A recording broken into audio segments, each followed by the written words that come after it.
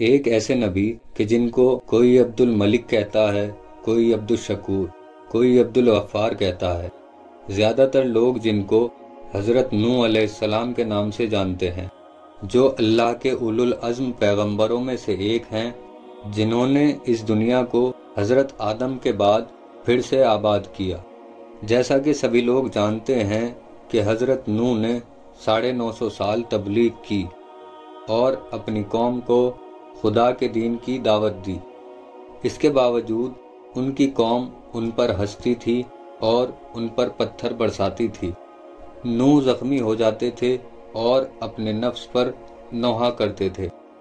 ان کی قوم کے لوگ بوڑھے ہو کر مر جاتے تھے، ان کی اولادیں باقی رہتی تھی، اور ہر ایک ان میں سے اپنی اولاد کو بچپن ہی میں حضرت نوح کے پاس لے جاتا اور کہتا کہ اے فرزند، اگر میرے بعد تو زندہ رہ جائے تو اس دیوانے کی بات ہرگز نہ ماننا۔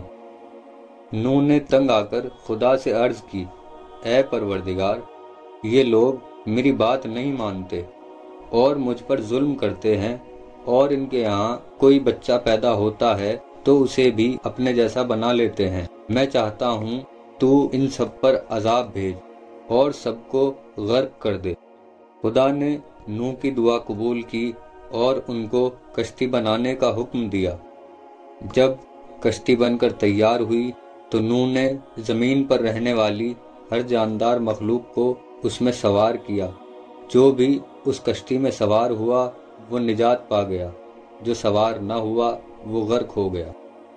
ایک روز نوح کشتی میں سو رہے تھے کہ تیز ہوا چلی، ان کا ستر کھل گیا۔ ان کے بیٹے حام اور یافس یہ دیکھ کر ہنسنے لگے۔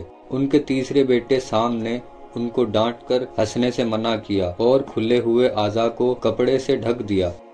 بار بار سام ڈھکتے تھے، حام اور یافس کھول دیتے تھے۔ جب نوح سو کر اٹھے تو دیکھا وہ دونوں ہنس رہے ہیں۔ نوح نے سبب پوچھا تو سام نے سب کچھ بیان کیا۔ نوح نے ہاتھ آسمان کی جانب بلند کیا اور کہا، خداوندہ، حام اور یافس کے آب پشت کو ایسا کر دے کہ ان کی اولاد سیاہ پیدا ہو۔ خدا نے ان کے آب پشت کو متغیر فرمایا۔ نوح نے دونوں سے فرمایا، خدا نے تمہاری اولاد کو قیامت تک فرزندان سام کا غلام اور خدمتگار بنا دیا، کیونکہ اس نے میرے ساتھ نیکی کی، اور تم دونوں آگ ہوئے، اور تمہارا آگ ہونا ہمیشہ تمہارے فرزندوں میں ظاہر ہوگا، اور نیکی کی علامت فرزندان سام سے نمایاں رہے گی جب تک یہ دنیا میں باقی ہیں۔ اس لیے جس قدر سیاہ لوگ ہیں حام کی اولاد ہیں، اور تمام ترک و سقالیہ، یاجوج ماجوج فرزندان یافس کی یادگار ہیں۔ اس کے علاوہ جو لوگ سرخ و سفید ہیں سام کی اولاد ہیں۔ اور جب پانی زمین سے خشک ہوا تو شہروں کی بنیاد ڈالی اور اپنی اولاد کو ان میں آباد کیا۔ اور جب وقت آخر قریب آیا تو ملک الموت ان کے پاس آئے۔ وہ دھوپ میں بیٹھے تھے۔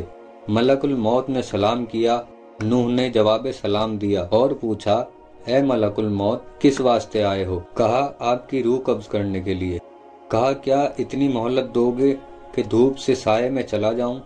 کہا، ہاں۔ پس نوح سائے میں گئے اور فرمایا، اے ملک الموت، دنیا میں میری زندگی کی مدت دھوپ سے سائے میں آنے کی مانند تھی۔